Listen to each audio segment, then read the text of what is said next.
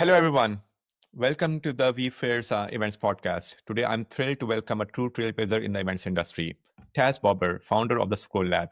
Tas, welcome to the podcast. Thank you so much for having me. I'm very excited to talk about event landing pages, which is an interesting angle. Usually I talk about regular landing pages and websites. So I love that we're going to be focused on event landing pages today. Absolutely. And before we just kind of do that, just let us know what led you to join this event industry, walk us through your career path, and all the way up to the Scroll Lab. Yeah, thank you. So I initially wanted to be a journalist, and I worked for an NBC TV station, also a business publication kind of earlier in my career, then moved into sales and selling advertising to businesses locally for the NBC TV station. And then one day I'm writing articles and my station set up this big TV behind me and I didn't know what was going to happen. And they turned it on and it was this tool called Chartbeat. And they had they had like live people on the website. After I'd publish an article, I'd turn around and I'm like, whoa, 30 people are reading it already. And that dopamine hit of seeing the real time numbers, it just filled me up with so much joy. And I was like, I need more of this. So I pivoted into the advertising department where I was able to then, really focus on the data, on the website experiences, things of that nature. And then moved strictly into digital marketing after that for a few companies. And then eventually led three, digital and website teams. My claim to fame is that I've worked on over 400 websites in my career. Which is, insane. I'm kind of cheating a little bit because one of the companies we actually managed collectively as a team, like 390-ish websites, but still exposure to a lot. We had to rebuild most of them, redesign, think about the experiences, think about the funnels, all of those things. So it was a great crash course. The way to learn something is to just mess it up enough times that you just learn along the way. And then as far as events go, like I've always been more of a digital website demand gen type marketer, not really much with like field events and stuff. However, being the head of digital and website, I'm just one of those hubs that kind of services all the different areas of marketing, all the different areas of the company. And every company I've worked at had kind of their key events that were the kickoff. And so my foray into events specifically is just that I've worked on a ton of event landing pages. And most recently with the Scroll Lab, which is my own company, I started it 2 years ago.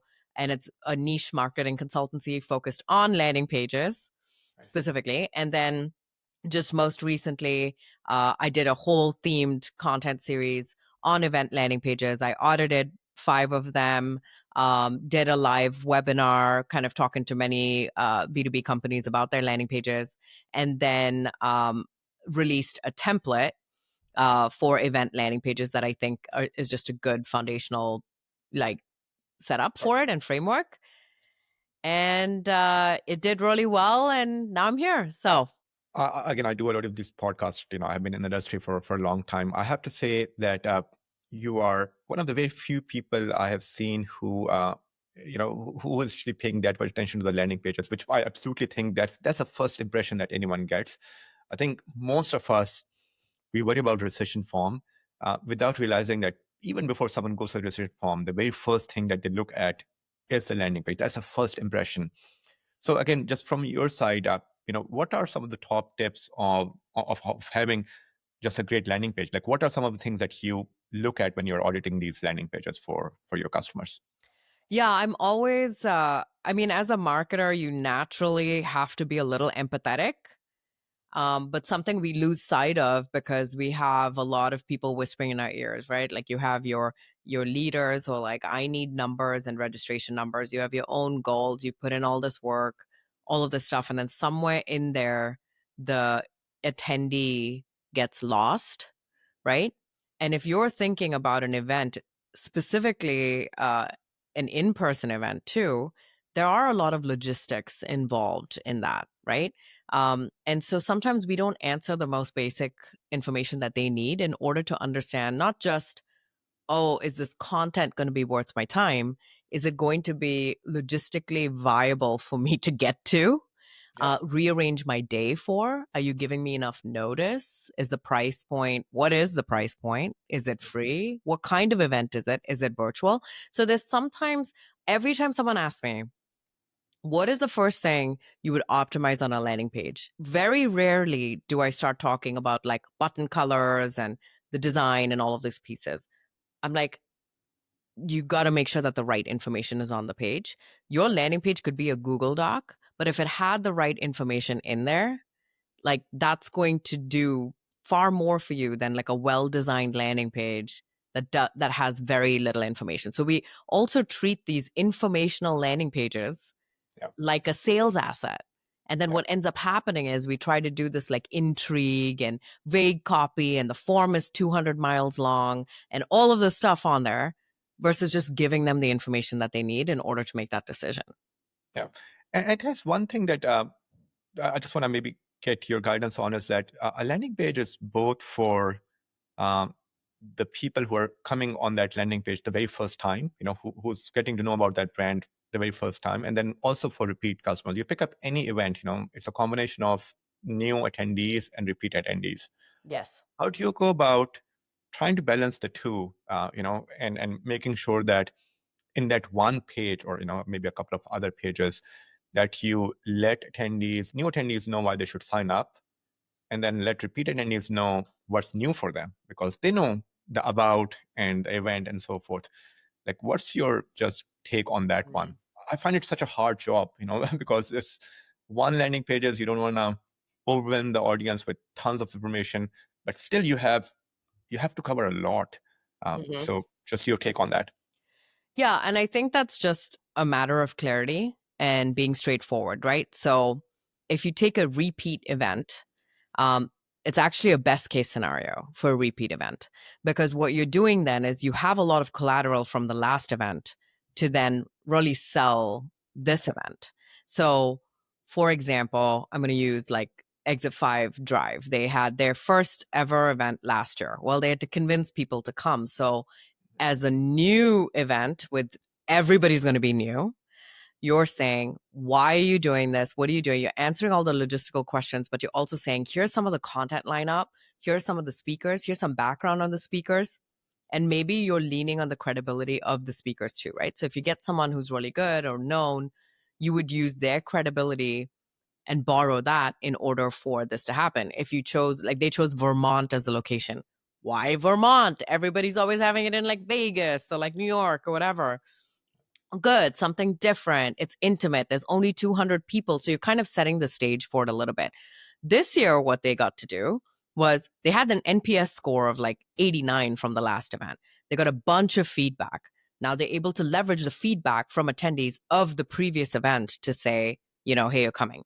As far as who's invited and who's not, I think this is a classic thing on all landing pages is to just simply indicate who you are for and how it would benefit you. Is it really going to change the landing page a ton or add to it a ton if you put a block that says, who is this event for? For new attendees, we've been doing this for 20 years. We've had these many people. These are some notable speakers who have come. Here's some feedback that have been, that people have given us. And then for if you are a return person, you obviously had a lot of fun. This year, our theme is X, or this year we have speakers Y, and things like that. There's always ways to, like, you have to do probably less convincing of the person to repeat visit.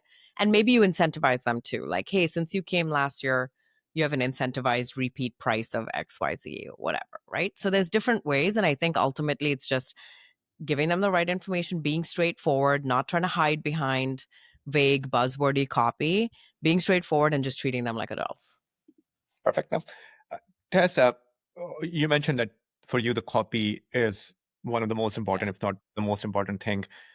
Do you have some maybe case studies from your side where the copy or just a better design has just changed numbers dramatically for anyone who was signing up for these events? What has worked really really well? And again, if you have your best landing page example that people should look up to, maybe we can talk about the template that you have come up with. What are some of the blocks that you feel that would be relevant in most cases for most of the landing pages? Yeah, I don't have numbers for event ones specifically. I can just tell you that the similar framework that we apply to landing pages, because right now people are very, I mean, we live in an information age where they can get information from anywhere. Yeah. So the likelihood of them coming to you first for information is very low. They're probably going to do a ton of research agnostically, externally, before ever contacting you or registering, right? It's the same thing. So, would you rather control the narrative and have the information on your end? Or would you rather someone else control the narrative and they're texting a friend, like, have you gone to this event? And they're like, yeah, the food sucked, da da da. And they start giving you this narrative that you can control. And now you've lost an attendee who probably never come back. Versus if they went to you, you had all the information on the page, like they have the information there and maybe they're verifying against, some other people. But they're like, if someone's like, oh, the food sucks, and I'm like, oh, but I saw on the landing page, like they're getting it from this like local restaurant that's really cool or something like that.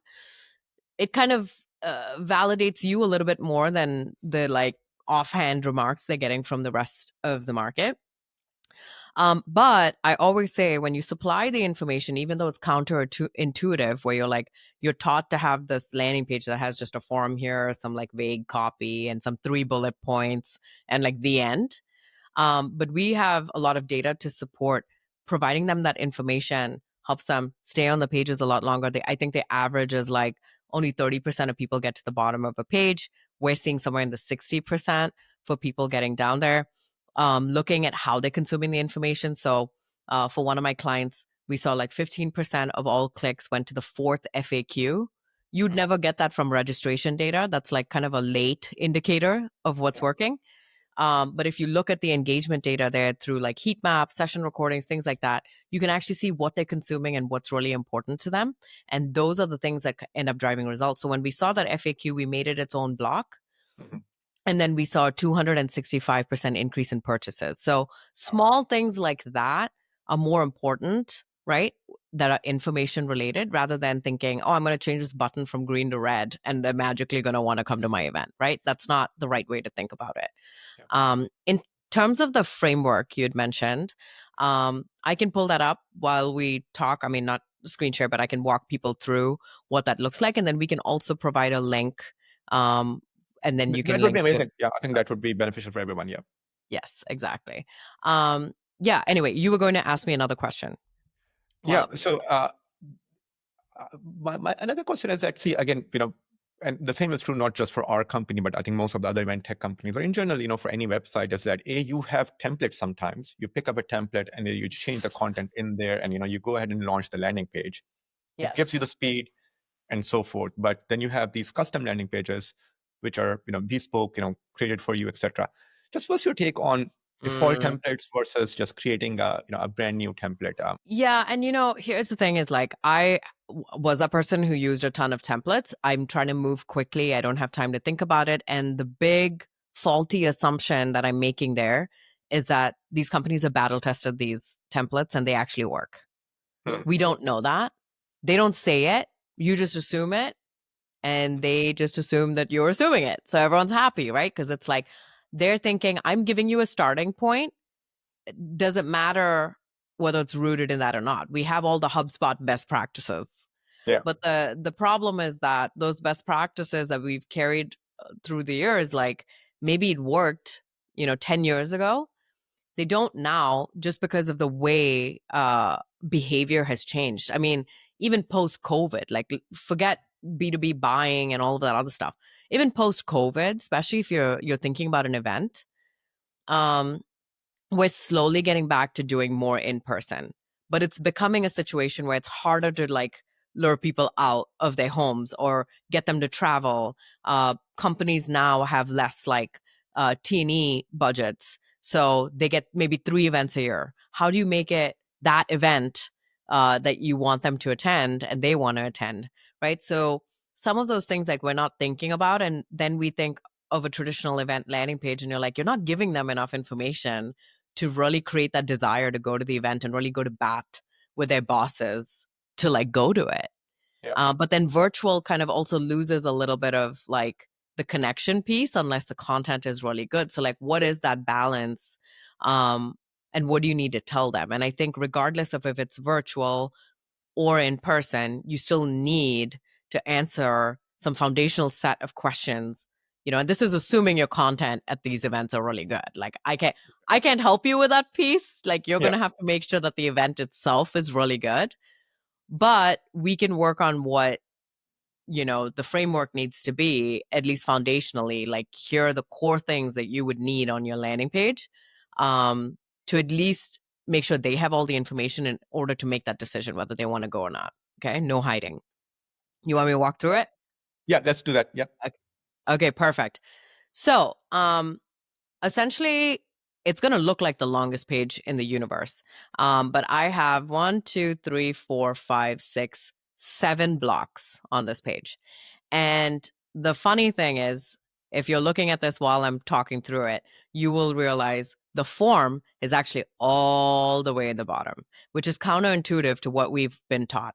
But I always use this analogy, which is if you're on a dating app, which it has been many years since I've been on a dating app, so forgive me if this is a rusty analogy. And you met someone on the dating app and you're trying to meet up for coffee. They don't tell you the location. They don't tell you anything. They like, go out with me. Let's just, go out. And you're like, I don't have any information. I don't know enough about you. Um, and they say, okay, cool. Do you want to marry me? And you're like, dude, we haven't even met. Like, I don't know anything about you. um, you're starting to move too fast and you're making the ask too soon. So it's the same thing with an event. Like an event too could be a first touch point a user's ever had with your company because they're interested in the content. They saw that, or maybe their friends are like, hey, I'm going to this event, you should join. Or maybe they saw an ad for it, right? It's not likely like a bottom of funnel type thing where you're like, get a demo. It's not like that. They're not maybe fully researched on who you are as a company, but they're like, an event is kind of a low ask, especially if it's virtual. Like, I don't mind going, but then we make it difficult for them because we ask them right away when they come to the site. And they're like, I don't even know anything about this. I haven't even read the page. And you're already making demands of me. And Yeah. it makes it a transactional relationship. Users are accustomed and know that a form is lurking somewhere close by. We do not need to put it at the top of the page, and no, it is not going to hurt your conversions to put it all the way in the bottom. You will have like your CTAs kind of sprinkled through the page and it will anchor to that form. So if at any point they want to get down there, they can.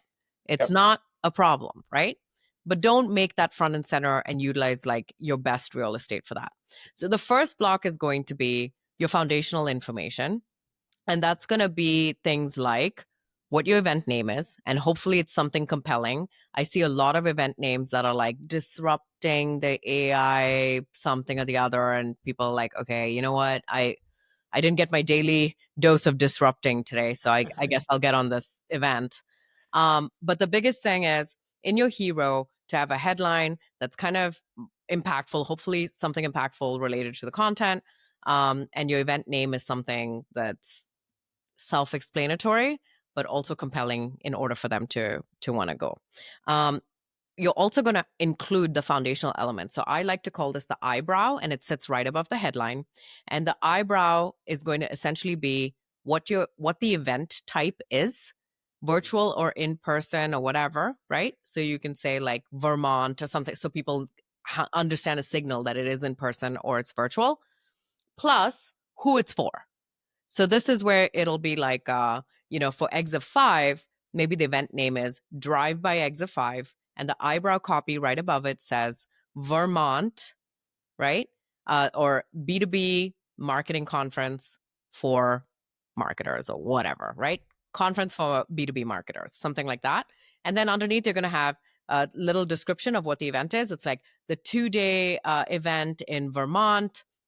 We're going to have, talks and blah, blah, blah, blah, blah. And then day and date, start time and end time. Those are like kind of foundational stuff you need to have on the page for them to understand, what is this event? Is it for me? Small description of the event, right? Your elevator pitch. When is it? So I can see if I can attend or not. And do the times and location. If that doesn't work for them and they don't go down the page, good. They have self-qualified. they have decided this is probably not for me. And they've gone down. Now, if the ones who have gone down, they've said, okay, you know what? All of those things work. What else is happening? And then you're going to now go into like the event details and the agenda.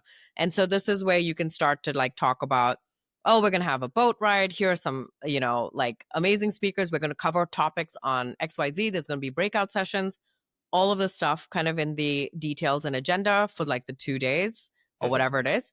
And then you go into the speakers. And in the speakers too, we do this big mistake where we just like show speakers and their names and like, that's it. We're like, okay, I'm not going to know all the speakers on this list. Exactly. The other piece is, I see this happening a lot. We'll have a virtual event and a company's putting on the event.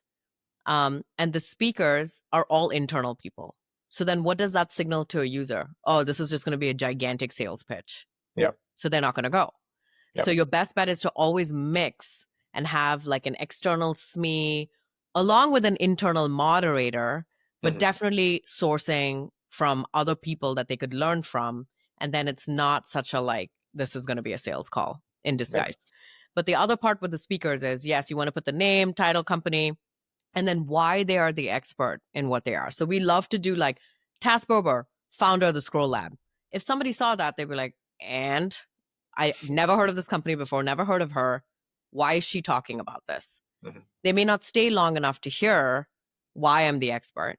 So having a little blurb underneath, or you can even do a pop-up where they click on it and they see a 3-line background on me and a link to my LinkedIn profile to know that I'm real, and they can explore some of my background. Way better. Makes right? sense. Humanize the speakers, add to their credibility and why they were chosen for this, right? And then their role in it as well. And then you can go into like the testimonials. Now, testimonials, people are always like, what? You can use testimonials on event pages? Absolutely. So I already told you about like past attendees of a previous event, but what if this is a new event and you don't have testimonials? Yeah. In this case, you've likely put on other events with other topics, and you can kind of borrow it from those places too and say, here's feedback we've gotten on other events that we've done. So it could be something like, whatever, web flows, last migration event, blah, blah, blah, blah. So you can kind of talk about that and then make sure in those cases too, that you humanize the people who have given the testimonials. One of the pieces of feedback I get a lot from customers is they don't believe that testimonials are real people on sites. They just think that we make them up and throw them on there. So add the LinkedIn profile so they can see, okay, this is a real person that put that in there. So you can use testimonials from past events that are even not the same type of event, right? And just quickly on the testimonials, what's your take on text testimonials versus video testimonials? Okay, this is just like really spicy take. I just don't see people consuming a lot of video testimonials, especially if they're over 3 minutes. So they kind of have to be quick hitters, but you want to give them the option of both. So it's like when you do LinkedIn video, sometimes people are scrolling the feed, they're at work. They're like, I'm not going to play this video loud in my office. So you also have captions. There are lots of times I will just read the caption versus the video. You want to give them both. So if you're going to use video testimonials, you got to give them options. You can't just have that be the sole testimonial. You want to have like, here's a little video and here's a blurb from the video. So if they never watch the video, they'd still get that piece of information from the testimonials. Okay. Most important block, which is missing on every single landing page I've ever been on, every single event landing page I've ever been on, is an FAQ block. Now, the FAQ block is what they're going to skip to because that's going to contain a lot of the logistical information that you don't want to like fluff up the copy of the page.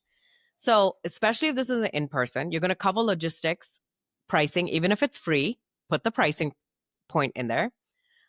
Answer questions about things like parking, accommodations, meals. Like, am I going to be fed? This event is from noon to 4. What can I expect? Right. And then if it is virtual, you can talk about what event platform you're using. Right. Any login requirements, any prep they have to do ahead of time. Right. All of those things.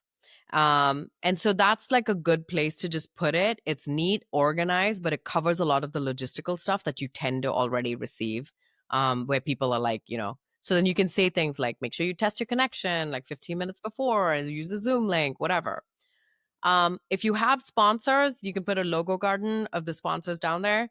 One thing that I do see is sometimes an event will have tons of sponsors, and then they'll just stack them all up in this gigantic logo wall.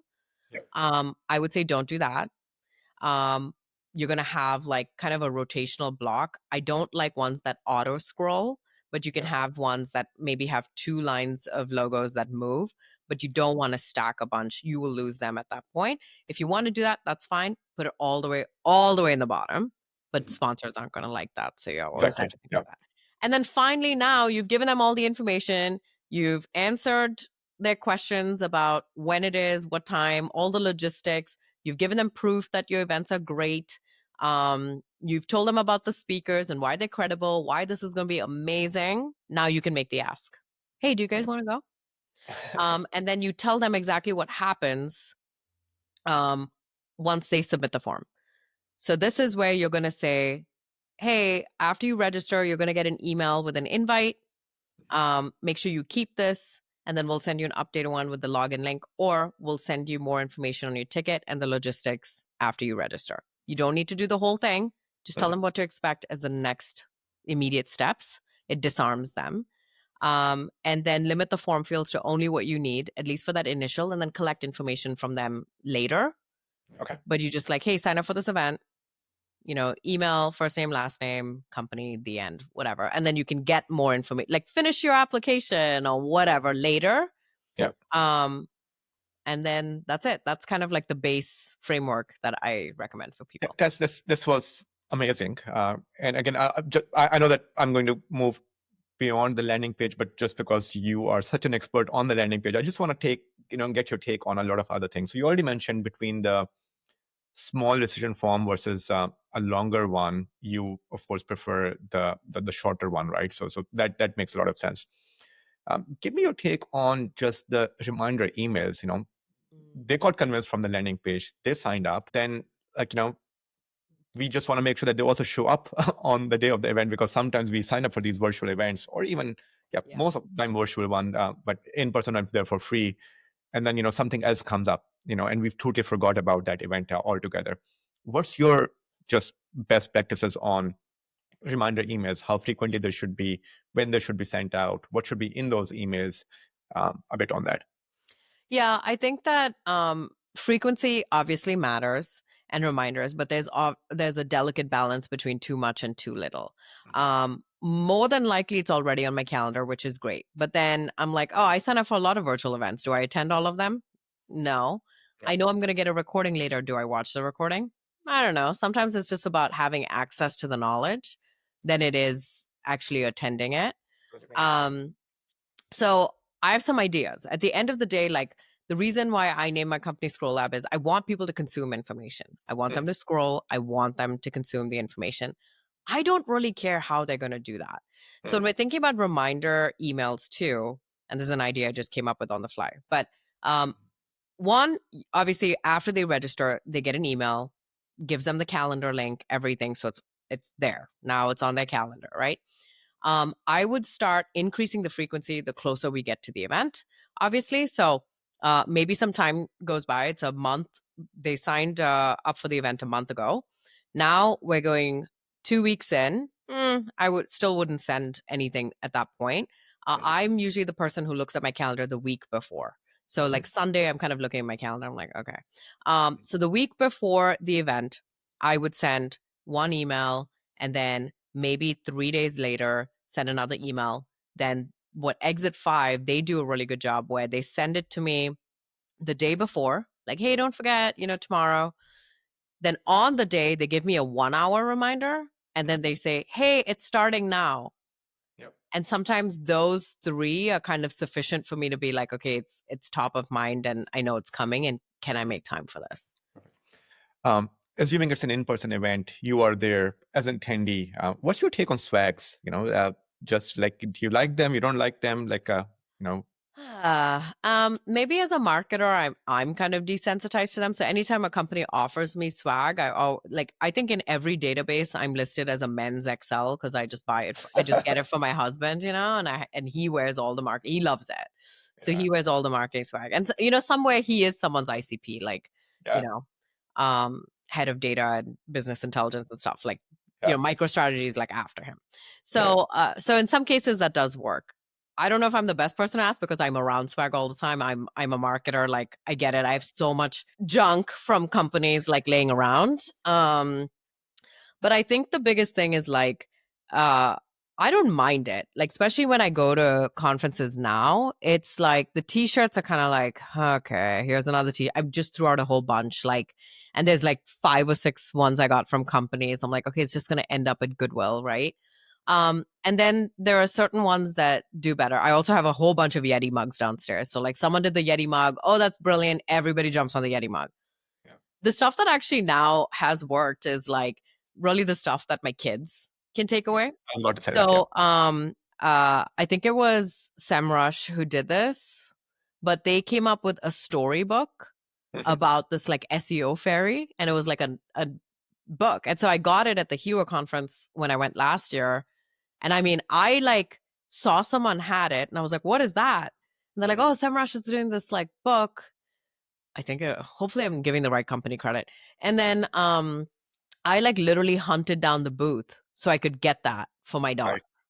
because Perfect. I was like, oh my gosh, I really want that. And then it's like swag at the right moment. And if it's something that's like meaningful, I think will be memorable. Another one was like when I had my kids, at the time, my LinkedIn rep sent me like a LinkedIn onesie Yeah. that had LinkedIn on it, Yeah. stuff like that. So I think those moments like matter a lot. But in general, like I don't think it's a waste. I think it's a waste if you don't put a lot of thought into it, much like anything else. It's kind of like, yeah, everybody Exactly. has a freaking t-shirt. But Yeah. now do you have a t-shirt that says something funny or cool on it? Like I'd wear that. But if it Yeah. just has your logo, I don't know. I want to wear that. Yeah. You know what I mean? Yeah. No, I know. Uh, just purely from an attendee, which conferences you like to attend and why? Like, what are your top three conferences? Oh, back in the day when I was in house, like I would get approvals for like the traditional bigger conferences. So I always went, like I went to Dreamforce, Content Marketing World, like those were my ones that I went to. Actually, I've never been to Inbound, which is very interesting, actually. But It's I great. went to It's ones like like a good one to attend. Yeah. yeah, Women in Analytics.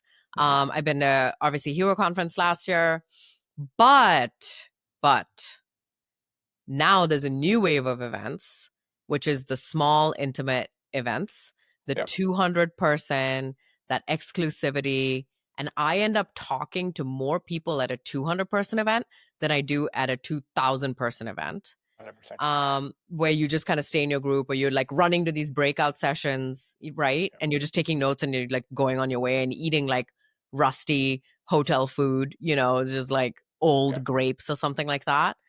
But the best event I ever went to happened to be the Exit Fives one last year, Mhm. 200-person event in Vermont, some like hillside. They had Ben and Jerry's trucks. So like when it's a smaller event and smaller number of people, I feel like you can do more. You Yeah. can increase the quality of certain things. The conversations were a lot better. It felt like summer camp, like that kind of vibe. And so if Yeah. I'm going to leave my kids for a couple of days, do I want to go to like a stuffy hotel and like run through these events? Or do I want to do like an intimate, casual, meet a bunch of people, actually have meaningful conversations, have quality food, feel like I actually did get away, but I'm also working? So I did that. I also went to Spring by Winter this year. Have you heard of that one? I haven't. I Yeah, have not. so that's another one, 200-person event.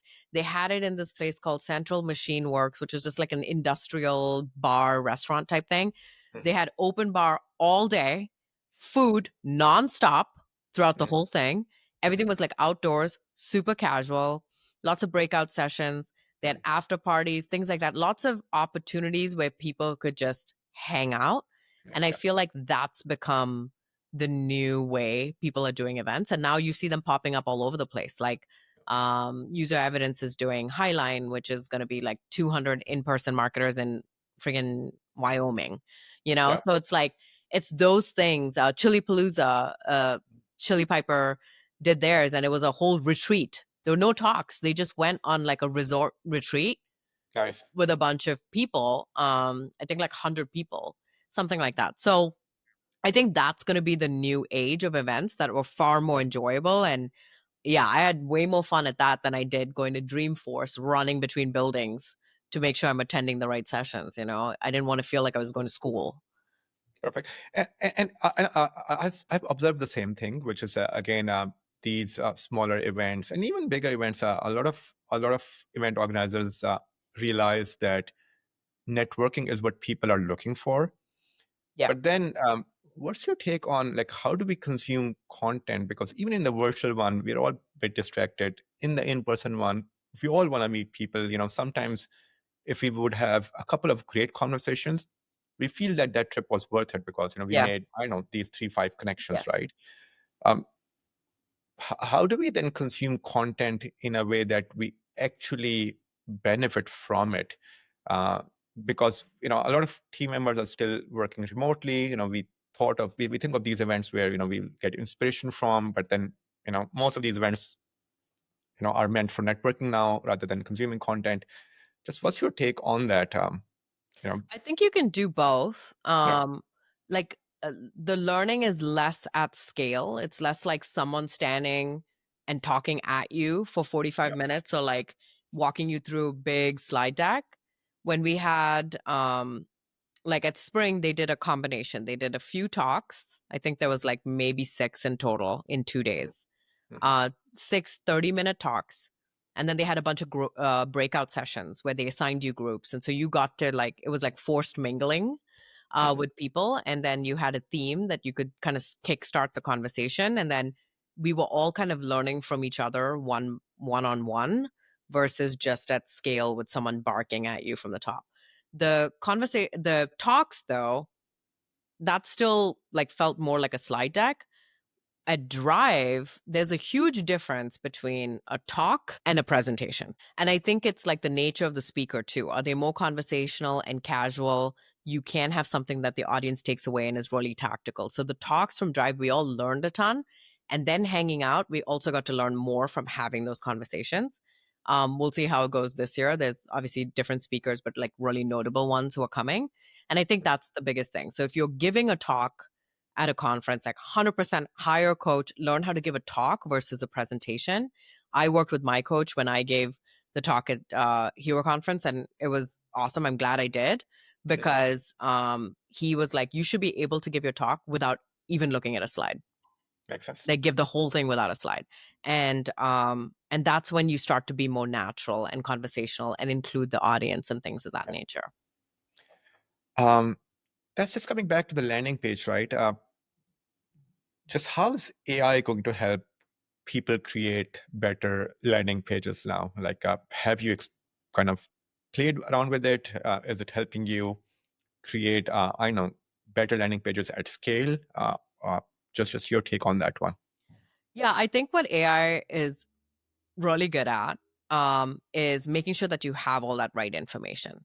So sometimes you get so wrapped up in the details, you might say, okay, I've finished writing the copy for this, or it gives you a starting point, which is great. And then you can put it back in there and say, what if I was an attendee or if I wanted to attend this event, what are some missing pieces of information?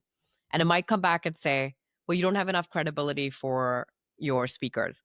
Hey, you don't list price anywhere. It would be a good idea. So you can use it as kind of a checkbox companion and a QA checker to make sure that you have all the right information. Is it good at writing? TBD. It still needs a lot of human intervention. So I would urge that it can give you a starting point to make sure that you have kind of the shell, but you need a lot of human intervention in order to make it sound human. That's one. And two, like, yeah, not to just look like it was written by AI and like you didn't care, right? So that's always the biggest piece. And are there any tools that you recommend on how to like what tools, what AI tools one can use to again, create those nice landing pages? Of course, ChatGPT is one, for the copy piece that you just mentioned, but anything else that you typically recommend people to look into? Um, Not really. Like I use Chat GPT relentlessly, and I've tried to use things like Claude because I've heard that it's a little more casual. Some of them are like, oh, this one's better at research, whatever. And I think for an event page, like you already have a lot of the information. Yeah. You just need a gut check that you are including all of it correctly. So that framework that we'll share with you, you can actually just take that, feed it into ChatGPT and be like, okay, here's our event. What are the things I need to answer? And then at least you have a good starting point and you can fill in the rest. So at least it'll get you from like 0 to 7, and then you take it to a 10 from that. Makes sense. And see, I'll just go back to what you earlier said. Um, like ChatGPT is okay for the content, but you still like need a lot of human intervention to make it appear as it's coming from a human, and you are paying Yeah. attention, and you care about whoever the reader is. But where do you see event landing pages heading in the next 5 years? How do you feel that this, like with technology evolving, will you feel that that will become a lot more easier, or everything will look the same, which means that human will have to work even harder to just stand out, right? Because we Yeah. all get immune to a lot of those things very, very quickly as well, if they all look the same. Yeah, I mean, ultimately, it's like I always think of it of any landing page kind of like an Amazon product page where it's like, you know, do you have all the information there to make a purchase decision or a registration decision in our case? And so ultimately, it comes down to that. People will care less about delivery if they have the information that they need. Um, but if you're kind of being vague, I mean, that's kind of how we've gone as an industry is like we just got more and more vague as time went on. So as long as you're clear, I think they will care less. Like you see a lot of people saying things like, I don't even care if you wrote this with AI. I care about the depth of the information that the idea came from you. Now, if you used AI to like actually create the event ideas for all the events and then they all started sounding the same, everything is AI disrupting some nonsense, fine. The content still matters at the end of the day. And I think it's hard for AI to fabricate or manufacture those like in person, intimate, real human connection events. So I think there's always going to be a place for us in there. And if we're doing like virtual stuff, um, just making sure that we interject and inject as much like human and tactical takeaways that are not really like things that they can get on AI. So I always tell people like, what are things that AI isn't trained on right now? And it's always going to be things like my personality. Maybe someone can run me through it and make a version of me, but I've tried that and like it still isn't me, Yeah. right? Yeah. Um, so I think it'll be more important to be different than it is really to be like good or better. You know what I mean? Makes sense. Yeah. Guys, thank you so much for being on the podcast.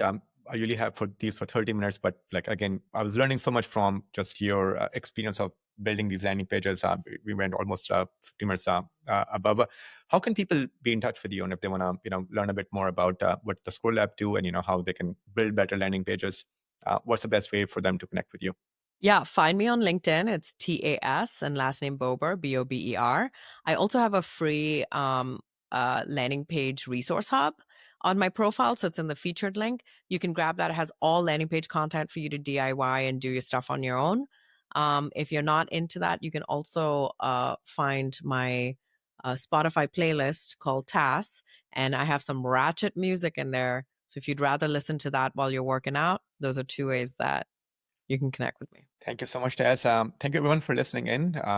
And again, if you want to connect with Tess, feel free to reach out to her on LinkedIn. Thank you, Tess, for being on the Thank you podcast. so much. Thank you so much.